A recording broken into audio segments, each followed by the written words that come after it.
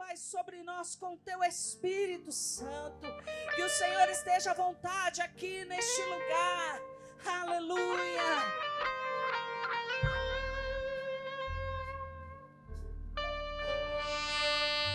Eu navegarei no oceano do Espírito e ali adorarei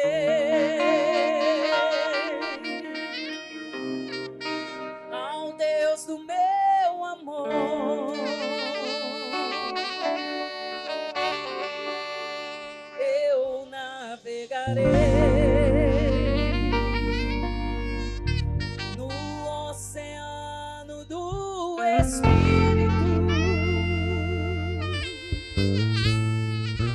e ali adorarei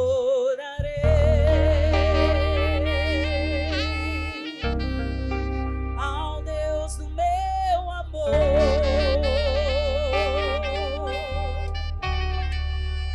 Espírito, Espírito, que desce como fogo, vem como em Pentecoste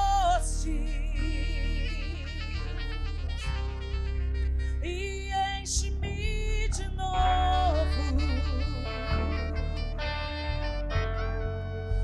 Espírito, Espírito, que desce como fogo,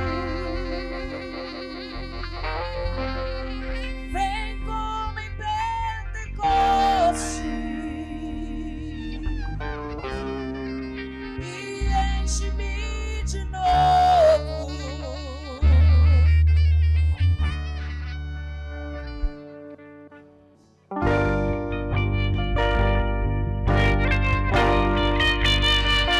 Aleluia, levante as suas mãos e adore Ele, porque Ele está neste lugar. Ó Espírito Santo, vem sobre nós.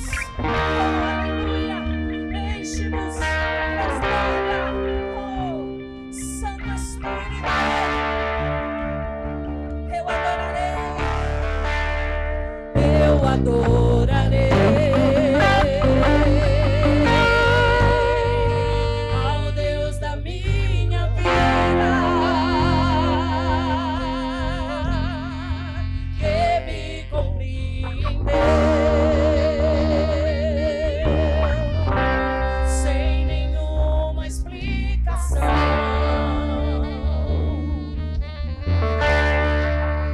Eu adorarei ao Deus da minha vida, que me compreendeu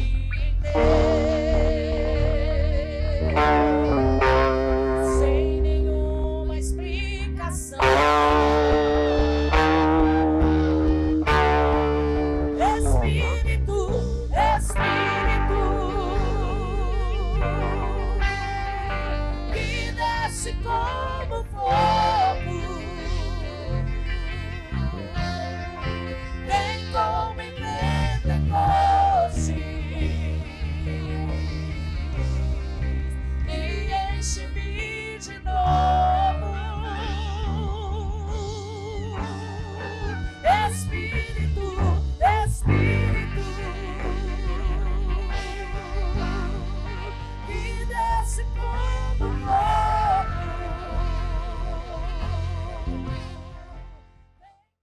Então eu vou te pedir para abrir novamente comigo a Bíblia em Filipenses no capítulo 4,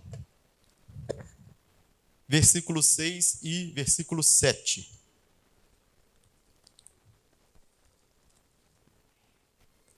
Filipenses 4, 6 e 7. Marca ele na sua Bíblia aí.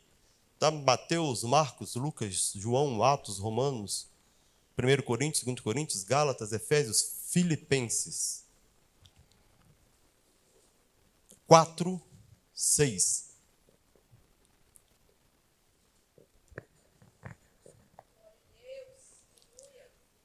A razão pela qual me pediram para repassar esse tema, que é a chave que a paz representa junto à oração, é porque eu entendo que realmente, nesses 2 versículos, ele traz tanta coisa, tanto conceito, que seria impossível realmente sintetizar durante o tempo que a gente tem aqui. Então eu compreendi a razão disso.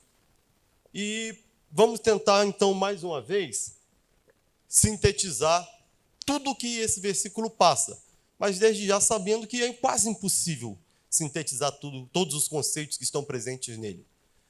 Primeiro tópico ali está escrito assim, ó: não andeis ansiosos por coisa alguma. Essa palavra ansiedade, ela está sempre ligada a um estado mental. É o estado mental de medo. Nós temos,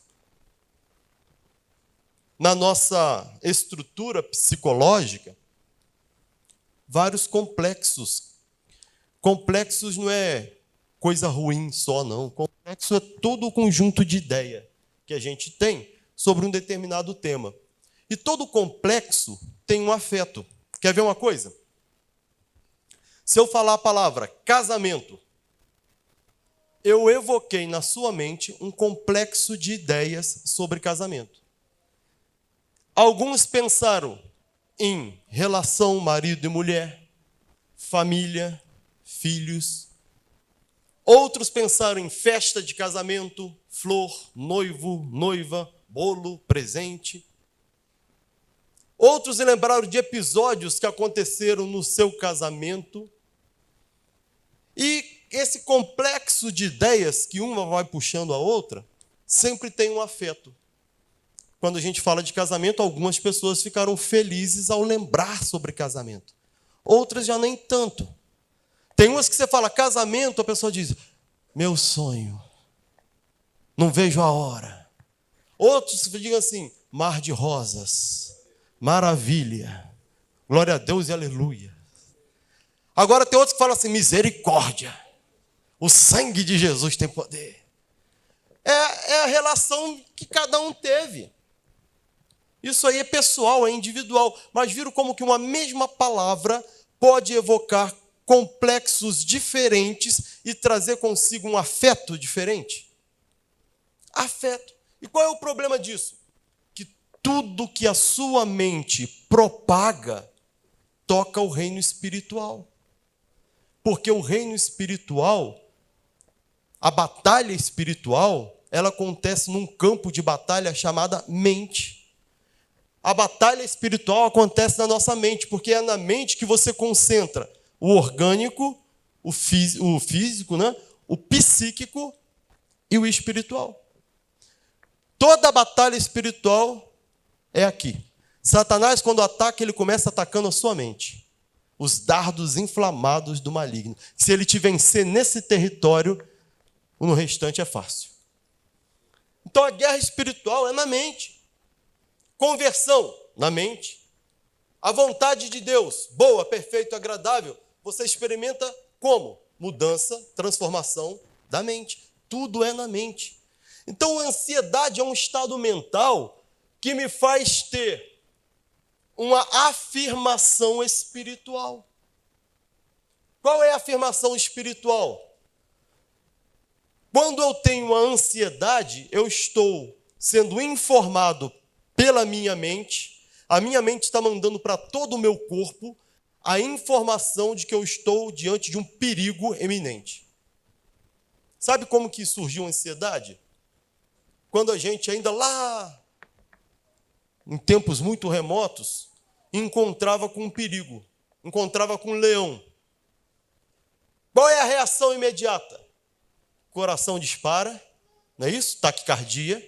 Mas sabe por que o coração dispara? Para aumentar a circulação do sangue. Porque só tem 2 situações na frente de um leão. Ou você corre, não, é aquela, como é que a história? É mato ou morro. Ou corre para o mato ou corre para o morro. É um leão, irmão. Aí o coração dispara. Não é à toa que o coração dispara. É porque tem que acelerar a circulação do sangue para você correr. A respiração muda. Mas por quê? Porque aumenta a circulação do sangue e eu tenho que aumentar a oxigenação do sangue que vai chegar no cérebro. Começo a suar frio, começa a transpirar demais. Mas por que tem essa sudorese? Porque se a circulação aumenta, a queima e há aquecimento do corpo.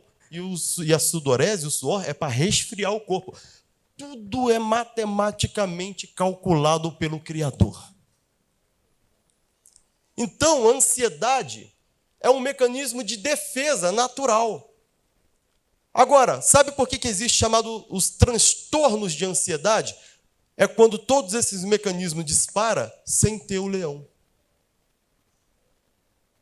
Não tem nada aparentemente acontecendo, mas a gente sente um perigo eminente.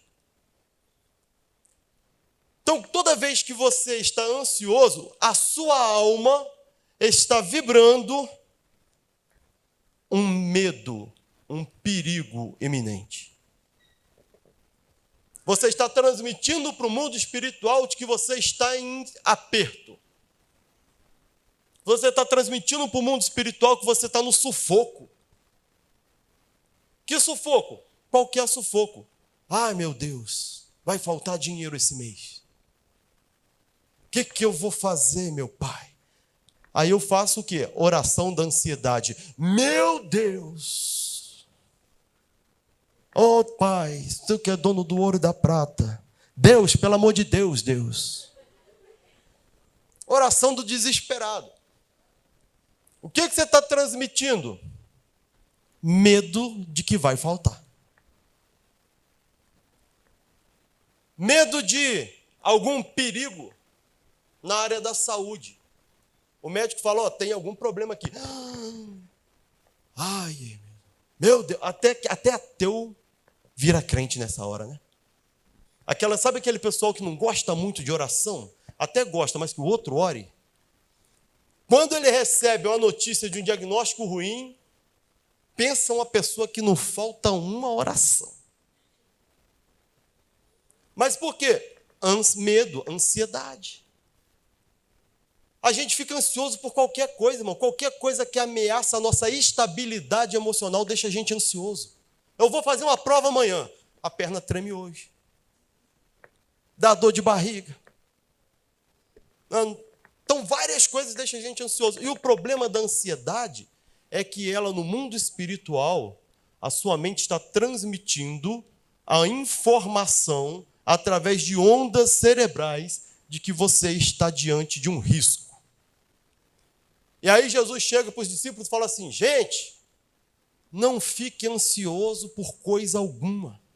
Nem pelo que vocês havem de comer, pelo que havem de beber, pelo que havem de vestir. Não fique ansioso por nada. Busque primeiro o reino de Deus e a sua justiça, e todas as outras coisas vos serão acrescentadas. Mas é fácil isso, irmão? Olha lá. Paulo vem falando a mesma coisa para os filipenses. Não andeis ansiosos por coisa alguma. Porque se você começa a transmitir para o mundo espiritual que você está em risco, o que vai ser gerado? Risco. O mundo espiritual, a Bíblia diz que ele é invisível, mas ele está aqui, ó. Ele é paralelo. Está aqui, não é? Não é assim? Ele está aqui, você não vê, mas ele está aqui. Aí a ciência agora vem dizendo, se você for abaixando o nível microscópico, você vai chegar a um ponto que a menor partícula que você consegue ver é um elétron. O elétron de um átomo. Mas que se você baixar um pouco mais em nível, existe uma dimensão em que a coisa é tão minúscula que tudo se movimenta por ondas. Não forma matéria. E dessas ondas é que a matéria é feita. Aí a ciência descobriu isso e disse, uau, então não existe matéria, tudo é onda, um aglomerado de ondas de energia. Aí você vai pegar respaldo bíblico, está lá, no princípio criou Deus os céus e a terra. A terra era sem forma, vazia, e havia trevas sobre a face do abismo. Sem forma e vazia, está dizendo, não ocupa lugar no espaço. Logo, não é matéria. E o Espírito de Deus fazia o quê? Movia sobre a face das... Água é matéria? Água ocupa lugar no espaço? Se eu botar água dentro desse copo, ele ocupa lugar? Só para ajudar a esvaziar. Então não era água, até porque naquele momento Deus não tinha criado água.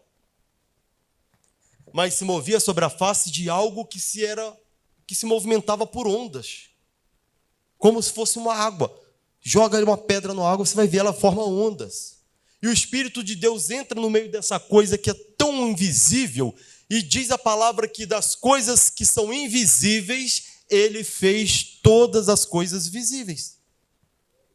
E Ele é o criador e sustentador dessas coisas, pela sua vontade.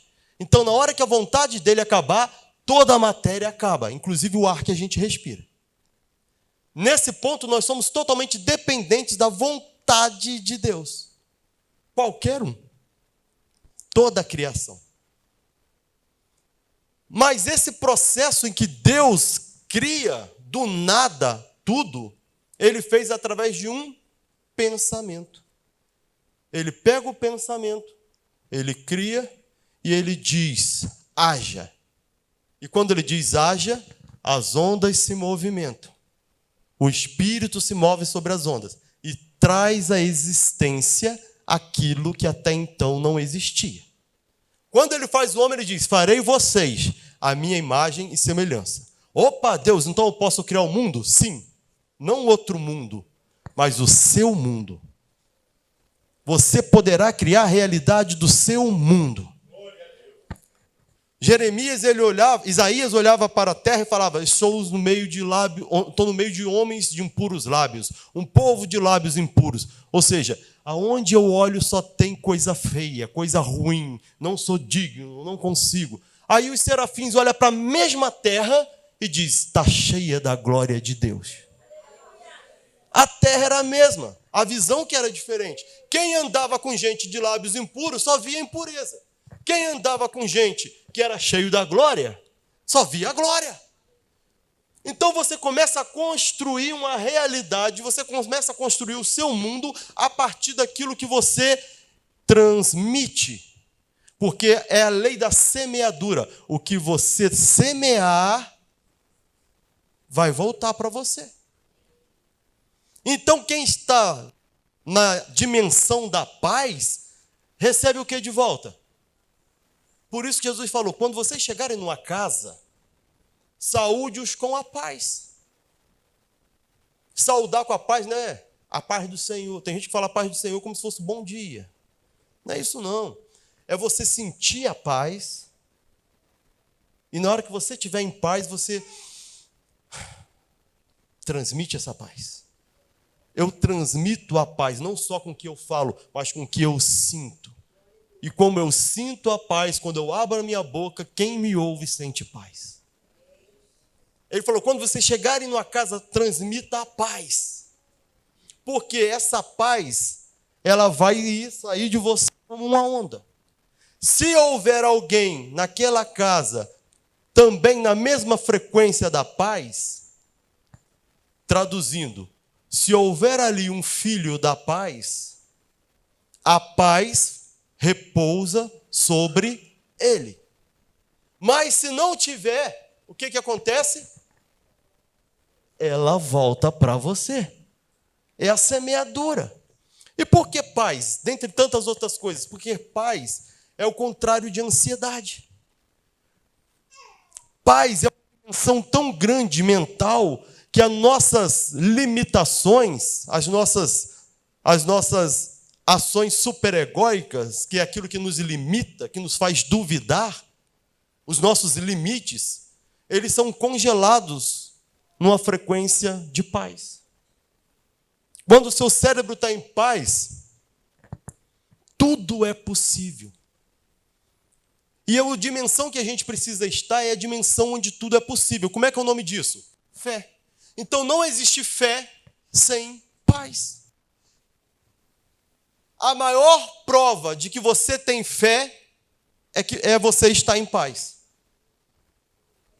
É ou não é? Eu tenho fé que Deus vai entrar com a providência amanhã, então por que eu estou desesperado hoje? Eu tenho fé que Deus vai resolver o problema, então por que eu não estou dormindo sossegado? Se eu não consigo ficar em paz, é porque eu tenho dúvida. Onde tem dúvida, não tem certeza. E a fé é certeza das coisas que não se vê. Então, o contrário de estar ansioso é estar em paz. Quando você está em paz, a sua oração a sua forma de tocar o mundo espiritual é a afirmação de que já está tudo resolvido. Quando você está ansioso, você está dizendo, precisa resolver, precisa resolver, precisa resolver. Quem precisa resolver não resolveu. Quem precisa da cura ainda está doente. Quem precisa do dinheiro ainda não tem. Agora, quando você está em paz, você está dizendo, já me foi dado, já me foi dado, já me foi dado, já me foi dado. Entende por que às vezes a gente fala com fé e a coisa não acontece? Porque a gente fala com fé, mas não sente a tranquilidade de quem já recebeu. Logo, o nosso próprio cérebro não acredita no que a gente está falando. Com a nossa boca a gente fala uma coisa, mas o nosso cérebro está dizendo outra. E é isso que vai tocar o mundo espiritual. Não é o que você fala da boca para fora, mas aquilo que você fala sentindo que já aconteceu. Por isso que a boca fala o que o coração está cheio. Vamos ver se tem fundamento? Não andeis ansiosos por coisa alguma. Enquanto você estiver ansioso, você está criando o seu mundo da maneira mais tenebrosa possível.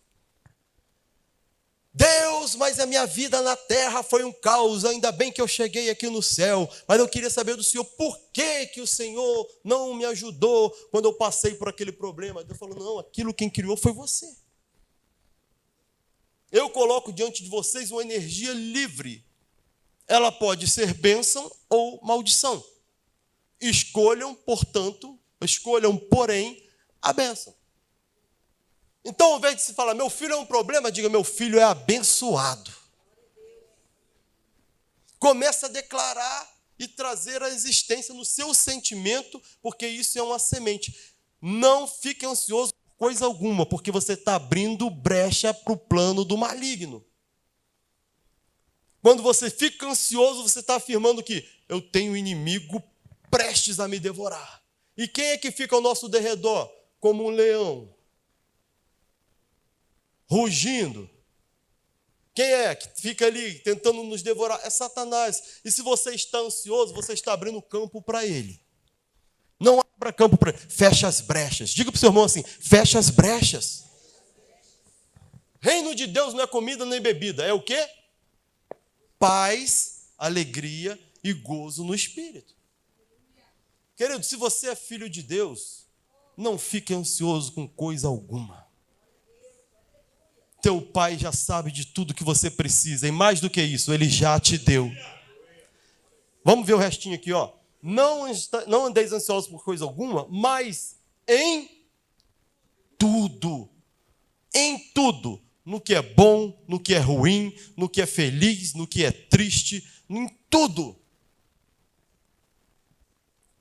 Pela oração e pela súplica, e com ação de graças, apresente seus pedidos a Deus. Vamos lá. Pela oração. Pode voltar lá. Vou pegar cada ponto desse. Pela oração, súplica. Oração. Sabe o que é oração? Oração é quando você apresenta para Deus por si. Eu vou orar. Aí eu me coloco na presença de Deus em espírito. É diferente da intercessão. A intercessão, você não coloca por si. Você coloca pelo outro. Oração, você faz por si. Intercessão, você faz pelo outro. Só que a oração que você faz para você, você tem que entender isso, irmão. Se você começa a fazer uma oração ansioso, você vai começar a pedir. Você está ansioso pela conta que você tem que pagar, sua oração vai ser o quê? Deus, provê os meios de eu pagar. Só que quando você faz a oração do Deus me dá, Deus faz para mim, primeiro, você está agindo de forma a declarar-se incapaz. E Deus não te vê como incapaz. Segundo, você está declarando que você não tem, que você não faz, que você não consegue. Ou seja, você invalida toda a obra da cruz, onde Deus te coloca no lugar de filho. Cristo te tira do lugar de pecador e entra no lugar de pecador no seu lugar, assume os seus pecados e te dá o lugar de filho. O filho pode, o filho é, o filho faz, o filho suporta todas as coisas naquele que fortalece. Eu e o Pai somos um, eu sou, eu posso, eu consigo. Se você vai a Cristo e fala, Senhor, agora não sou mais eu quem vive, o Senhor vive em mim. Ótimo, então se eu vivo em você, repita comigo, eu sou. Eu faço, eu consigo, eu posso, porque para mim não há impossível. Isso é ser filho de Deus. Se você faz uma oração ansiosa, Deus, socorro, estou afundando. Você está invalidando o processo da cruz na sua vida. Não invalide o poder master de Deus na sua vida. Então, quando você for orar, ora igual Jesus, não peça nada para você, mas visualize o que você precisa e já dê graças a Deus, porque já foi dado. Quando Jesus vai orar, você nunca vê Jesus pegando 5 pães, 2 peixes, levantando para o céu, falando, Pai, olha a multidão, misericórdia, 5 pães e 2 peixes, como é que eu vou alimentar essa multidão? Ah, Pai, multiplique esse pão, pelo amor de Deus, Deus. Jesus não faz isso. Ele olha 5 pães, 2 peixes, olha para a multidão, fecha os olhos, já vê todo mundo comendo, ainda vê sobrando. Aí o que ele faz? Pai, graças eu te dou. Mais nada. E ele dá graça, parte o pão, e aquilo que ele pensou que aconteceria, aconteceu. Da onde veio o pão? Da onde veio o peixe? A palavra não diz que virou um caminhão de padaria ali do lado, falou, Deus tocou no meu coração de doar esses pães para o Senhor. Nem apareceu um barco de pesca ali. Sabe de onde veio esse pão? De onde veio esse peixe? Daqui, ó. Do mundo espiritual. Materializou. E ele está dizendo que no meu nome, no meu lugar, no lugar de filho, vocês farão as mesmas obras que eu fiz e farão ainda maiores do que essa. Só que a gente tem que aprender a mudar de mente e ir para esse lugar. É o que ele está falando aqui, ó. Oração é você entrar na presença do Pai. Se você entra na presença do Pai sendo filho, impossível você bater de frente com aquela glória e lembrar da conta para pagar. Quando você entra na glória, querido, você não quer saber de conta, você não quer saber de enfermidade, você não quer saber de doença, nem com o diabo você preocupa porque ele não entra no meio da glória, a glória queima ele. A glória de Deus é para os filhos de Deus. É para mim, é para você, é para os anjos que estão lá. Nem anjo que vive com Deus o tempo todo aguenta aquela glória. Eles começam a falar, santo, santo, santo, glória, aleluia. Que dirá nós? Então, oração, não peça nada para você, aprenda isso. Veja o que você precisa já realizado e dá graças a Deus e aguarda. E amanhã é a mesma coisa. E no final do dia a mesma coisa. E no outro dia a mesma coisa. Enquanto você está fazendo isso, você está transmitindo pela paz que já está feito. E o mundo espiritual começa a se mover. Aí acontece o chamado Kairos. Kairos é tempo de Deus. É diferente de Cronos. Cronos é o tempo cronológico, que é medido em dia, mês, ano, hora, minuto, segundo. E tem gente que acha que as promessas de Deus seguem o Cronos. Não segue o Cronos, segue o Kairos. Kairos é o tempo oportuno. Sabe o que é o tempo oportuno? Sabe quando aquele cavalo passa arriado? Se você estiver atento, você monta. Se você não estiver, ele vai embora. Sabe aquela oportunidade que às vezes passa uma vez só na sua vida? Às vezes passa 2, às vezes 3, mas na maioria das vezes passa uma vez só. É o kairos, é o tempo oportuno. Então, se você mantém nessa ideia, já está feito, já está feito, já está feito, já está feito, já está feito, já está feito, o mundo espiritual está recebendo. Daqui a pouco as coisas vão se alinhar. Quando essas coisas se alinham, materializa. Você não estava nem esperando mais. De repente, olha aqui, não é que a bênção chegou? E não é que eu já estava colocando isso na mão de Deus faz tempo? Quem já experimentou isso? Não é assim ou não é? Você não sabe de onde vai vir o peixe, você não sabe de onde vai vir o pão. O que vocês têm certeza é que a multidão vai comer e vai sobrar. Isso aí é mudança de mente. Então, oração é você se apresentar para Deus uma paz tão grande, uma alegria tão grande, que você não pede nada, você só agradece. Jesus não orou falando, Pai, ressuscita Lázaro. Ele falou, Pai, graças eu te dou porque o Senhor sempre me ouve. E aquilo que você precisa, o Pai já sabe. E vos será acrescentado. Foi o que Jesus falou em Mateus 6. Agora, ele fala que tem a intercessão, né? Tem oração que é intercessão. Vou falar sobre a súplica também. Intercessão, sabe quando a Bíblia fala assim? Pedi, dá-se-vos-á. Aí você fala, pastor, então não está uma contradição, porque eu só tenho que agradecer, mas a Bíblia manda pedir. Sim, você tem que pedir. Mas para você não pede, porque você já tem. Se você já tem, se eu já tenho, não tem cabimento eu pedir. Olha isso aqui, eu quero uma Bíblia. Enquanto eu não tenho, eu vou pedir. Na hora que você me dá a Bíblia, tem cabimento eu ficar te pedindo Bíblia? Pelo contrário, quando eu te vejo, eu só... Obrigado. Eu te agradeço. É a mesma coisa, se Deus já te deu tudo, você não tem que pedir para você, porque você já é herdeiro, você já tem, você fica tranquilo. E pensa no que você precisa e dá graça. Pensa e dá graça. Pensa e dá graça. Ora sem cessar, pensa e dá graça. Mas quando você for pedir, peça para o outro. Quando eu for pedir, eu não peço para mim porque eu já tenho. Então, ao invés de pedir para mim, eu falo, Deus, graças eu te dou porque eu já tenho. Mas eu estou te pedindo aqui pelo pastor Wagner. Estou te pedindo pela vida dele. Multiplica na vida dele, abençoa na vida dele, prospera na vida dele, cura a vida dele. É assim que a gente faz. Deus virou a sorte de Jó quando ele estava intercedendo pelos seus amigos. Sabe por quê? Quando você está pedindo pelo outro, você está expressando no mundo espiritual que em você aquilo já transbordou. Então você está precisando de dinheiro? Procura alguém que precisa da sua oração e comece a orar para que ele seja próspero. Ora por Israel, ora pela nação de Deus. Haja paz em Israel. Enquanto você está dizendo, haja paz em Israel, eu transmito paz para Israel, eu declaro paz para Israel, a paz está voltando toda para o seu lar. Sua casa fica em paz, sua família fica em paz, sua bênção. A sua mente fica em paz. Então, a intercessão é um meio de você fortalecer. É um meio de você criar ainda mais bagagem espiritual. A oração você toca. Com a intercessão você já transbordou.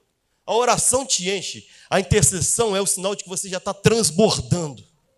E porque você tem demais, você pode começar a distribuir. Recebe a bênção aí, recebe a prosperidade aí, recebe a cura aí, recebe a grandeza aí. Agora, ninguém pode dar aquilo que não tem.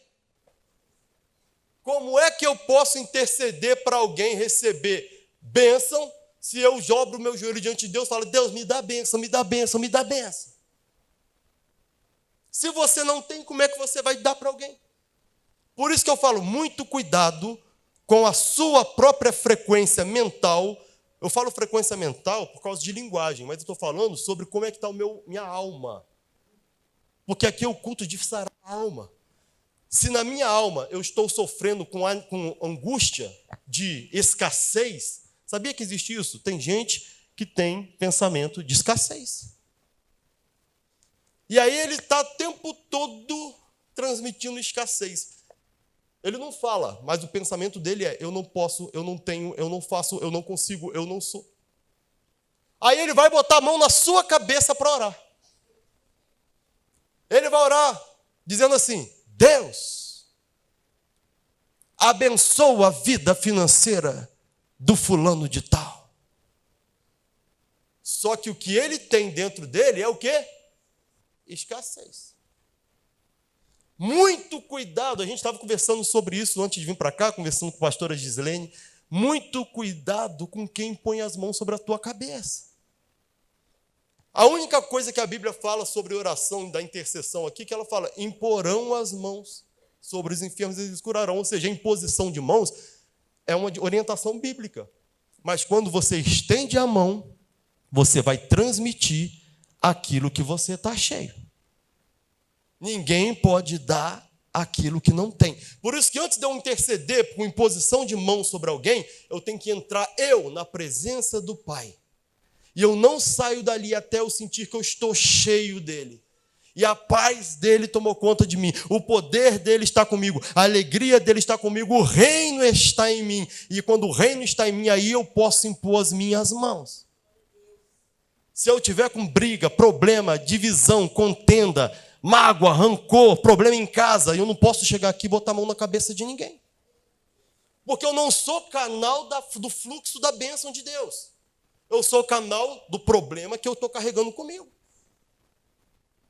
Eu não posso aconselhar ninguém enquanto eu estou no estado de amargura. Imagina a pessoa chegar e falar: pastor, tenho a impressão de que minha vida dessa vez não vai dar nada certo. Aí eu, no meu estado de amargura, eu penso assim: é mesmo.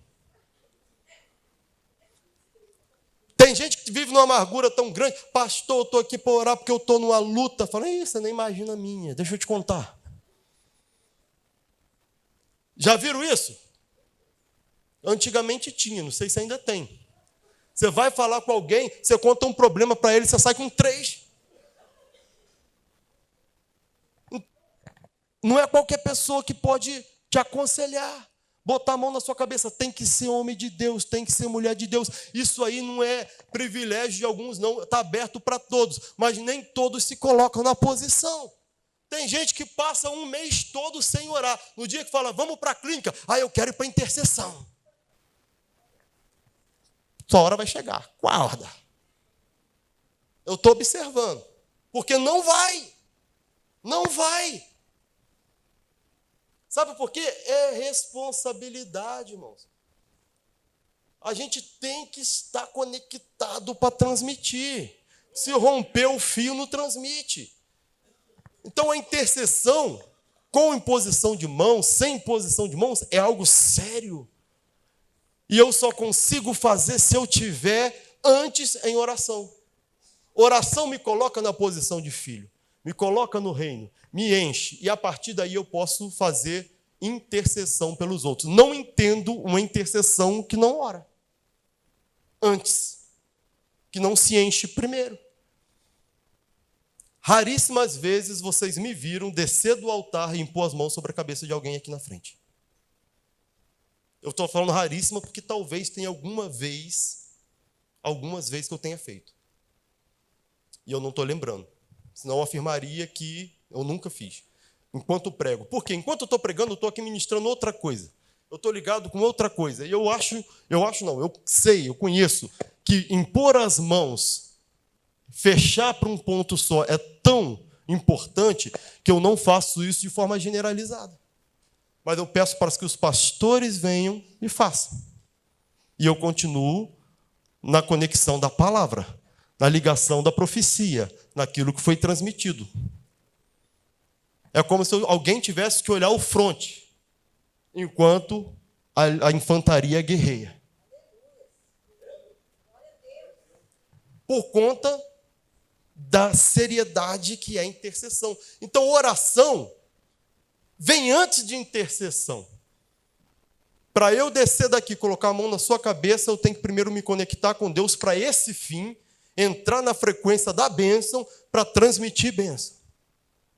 Sabe, a pessoa fala, pastor, eu estou com um problema no casamento. Onde que eu vou pegar a solução para ele? Na minha cachola? Não, eu vou lá no reino. Eu tenho que subir, entrar na mesa, sentar na mesa, pegar a solução e quando eu descer, eu desço com ela. O que eu tenho que apresentar para o outro é aquilo que vem de Deus. Isso, aquilo que vem de Deus, eu tenho que ir lá buscar. E quando eu busco, eu tenho como trazer. Isso é oração. Agora, ali está falando que a gente tem que ter oração e súplica. Súplica. Tem uma passagem bíblica que fala assim: pedi, pedi e dar-se-vos-á. Não é isso? Jesus fala sobre o caso da mulher que importuna o juiz insistentemente, até que chega uma hora que o juiz fala: atende logo essa mulher. Acho que Deus te trata assim? Não. O que Jesus estava mostrando ali é que há casos que você precisa mudar a vontade do outro. Súplica é quando você tem que mudar a vontade do outro. Sabe por quê? Eu posso aqui fazer uma oração. Essa oração, por exemplo, vou dar um exemplo. Eu quero me tornar um grande pregador. Aí eu começo a orar: Deus, eu não vou me tornar, eu já sou. Deus, eu acredito que eu já sou. E eu já me vejo pregando em lugares para muita gente, um grande pregador. E eu começo a criar isso. Só que pregar no reino não é meu. O dono disso é Deus. Então, se a minha vontade não for alinhada com a vontade dele, ou se não for a vontade dele, eu posso criar, que nunca vai se fazer. Vou dar um exemplo humano que é mais fácil de entender. Eu estou lá na minha adolescência apaixonada pela menina X. Eu amo a menina X. Amor da minha vida. Adolescente tem isso, né? É o amor da minha vida. Nunca amei ninguém como eu amo essa menina. 12 anos, 15 anos, nunca amei ninguém minha vida toda. Mas tem disso. Só que aí tem um problema. Por que eu não consigo tomá-la como minha namorada? Depende do quê? Eu quero. Mas depende do quê? Da vontade dela. Se ela não quiser, não tem namoro. É assim ou não é? O que eu quero para a minha vida, mas que esbarra na vontade do outro, se o outro não quiser, não acontece. Agora, aquilo que depende só de mim, ótimo. Eu quero terminar agora o ensino médio e começar uma faculdade. Depende de mim? Depende. Então eu vou e faço. Não depende de mais ninguém. Agora, namorar a fulana de tal, depende de mim, mas também depende dela. E tem gente que acha que Deus vai invalidar a vontade do outro para fazer vigorar a sua, bonitão. Não vai. Você não é melhor nem pior do que o outro. É todo mundo igual. Aí você fala: Deus, eu quero que o Senhor faça o fulana de tal. Isso é feitiçaria, irmão. Lá que tem esse negócio de amarração, né? Vou fazer amarração aqui. Aqui a gente fala: está amarrado. A amarração aqui está amarrado.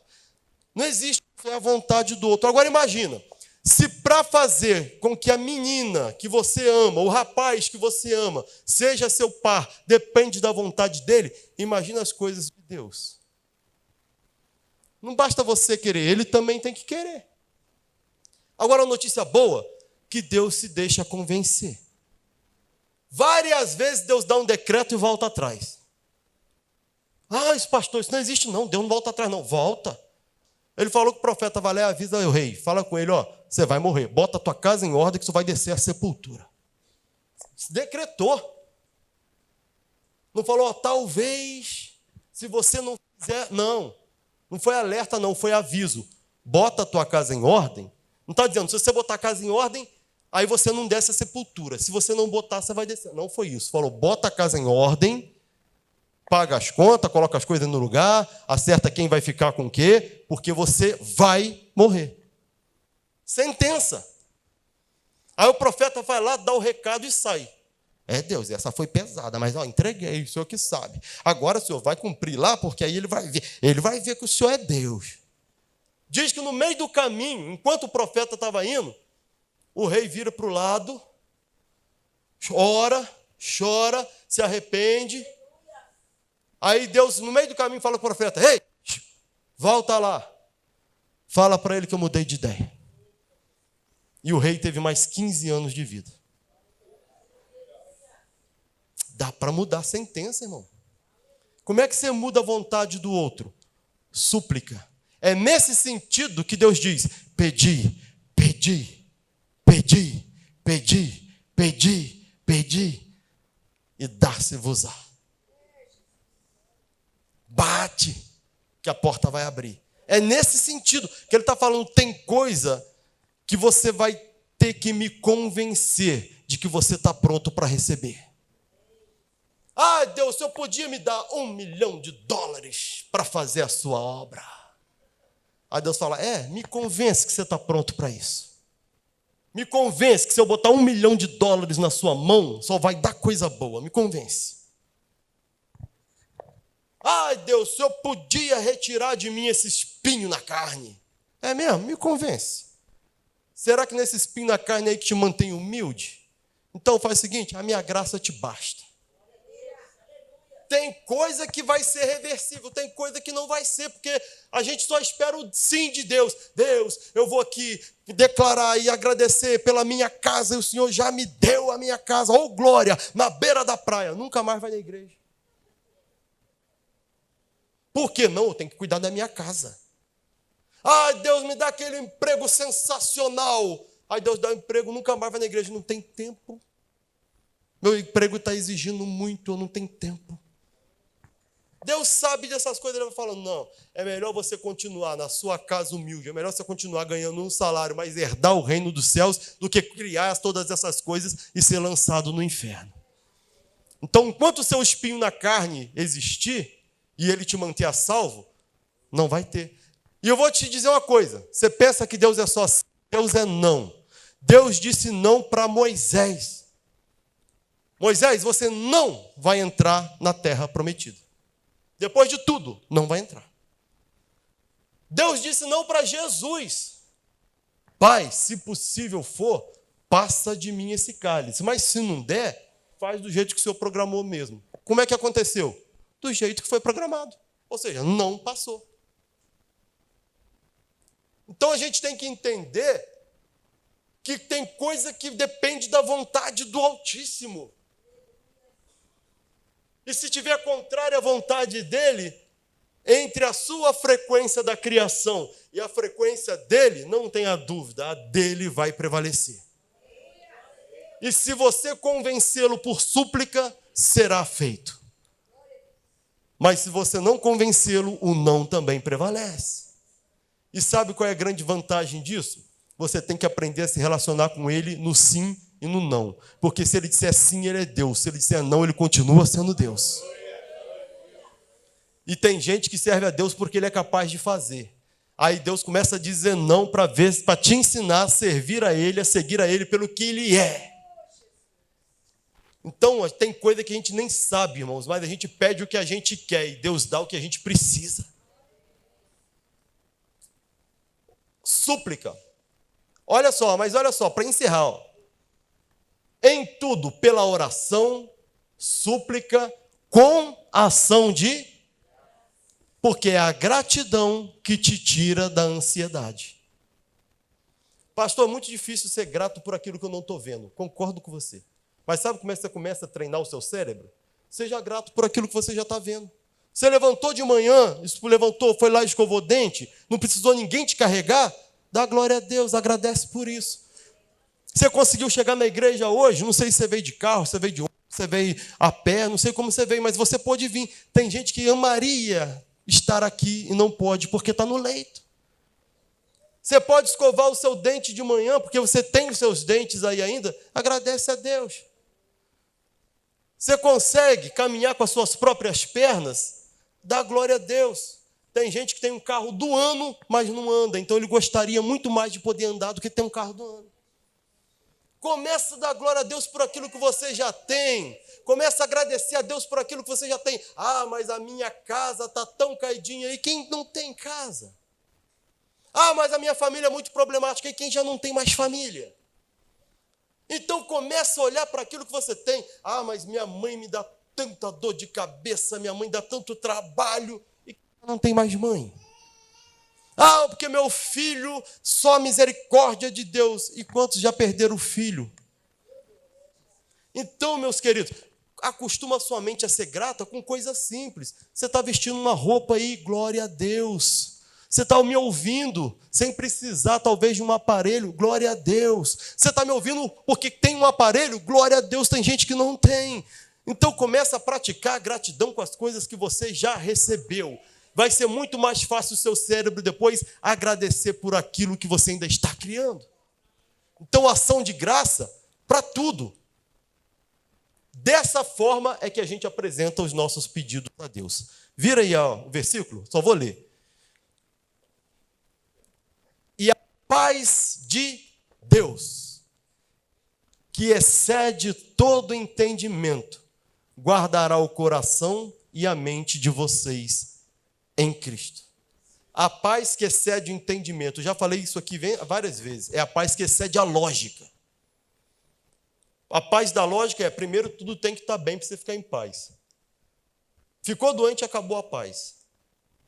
A paz que excede a lógica, primeiro você fica em paz. Mesmo com o filho doente, fica em paz. Mesmo sem dinheiro, fica em paz. E porque você está em paz, você está afirmando que já está resolvido. E aí, porque você está em paz, tudo vai ficar bem. Isso é uma paz que excede entendimento. Por isso que Jesus falou, a minha paz é diferente. Eu não vou lá dou como o mundo a dá. É essa aí, ó. E essa paz vai guardar o coração de vocês. É onde sai o sentimento. Guardará o coração e a mente. Ou seja, é isso que toca o mundo espiritual. Essa paz é que vai guardar o coração e a mente de vocês aonde? No Filho de Deus. Essa é a afirmação de que você se converteu no Filho de Deus, que você trocou de lugar com Jesus. Tudo já está dado, mas a gente tem que tomar posse disso. A gente pensa que tomar posse da bênção é o quê? Entrar no mundo espiritual de olho fechado e fazer... Isso é ato profético. Toma posse, eu estou no lugar que Deus me colocou. E eu sou o que Ele diz que eu sou. E porque eu sou, todas as outras coisas me serão acrescentadas. Então eu não fico ansioso, eu fico em paz. Amém? Vamos ficar de pé?